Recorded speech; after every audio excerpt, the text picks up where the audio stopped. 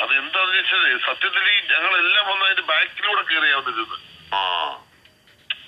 അത് കഴിഞ്ഞ് ഹൈബിയുടെ M P വന്നു, അദ്ദേഹം വന്ന് എല്ലാ ബാക്കിലൂടെ കയറി വന്നു. ഈ ഉമാ മാഡം മാത്രമാണ് ഈ മുന്നിൽ കൂടെ കയറി വരുന്നത്. അതാ എന്താ സംഭവിച്ചത് നമുക്ക് മനസ്സിലാകുന്നില്ല. പുള്ളിക്കാരി മാത്രമാണ് ഈ ഫ്രണ്ടിൽ കൂടെ വരുന്നത്, ബാക്കി എല്ലാവരും പുറകെ കൂടെ വന്ന് കസേര കയറിയിരുന്നു.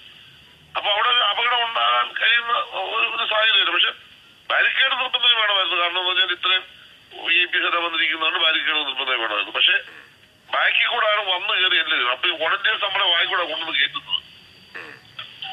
പക്ഷെ ഈ മാഡം മാത്രം വന്നിട്ട് ഒരു ഫ്രണ്ടിൽ കൂടി കയറി വരികയാണ്. അപ്പം തിരിച്ചുകൊണ്ട് ഇങ്ങോട്ട് കയറി വരുന്നു. പക്ഷെ എനിക്ക് തോന്നുന്നില്ല അവർ അത്രയും ഈ സ്ഥലത്തെ പറ്റി അപകടം ഉണ്ടെന്നുള്ള ധാരണ അവരുടെ മനസ്സിലില്ലല്ലോ. സ്വാഭാവികമായിട്ടും വന്ന് അങ്ങോട്ട് ചാരിച്ചു. അപ്പൊ ഇതേ കയറി പിടിച്ചു. ഇതേ കയറി പിടിക്കുമ്പോ ഇത് സ്റ്റാൻഡ് വെച്ചിരിക്കും, അത് സ്റ്റാൻഡാ അത് മറിഞ്ഞു. അതാണ് സംഭവിച്ചത്.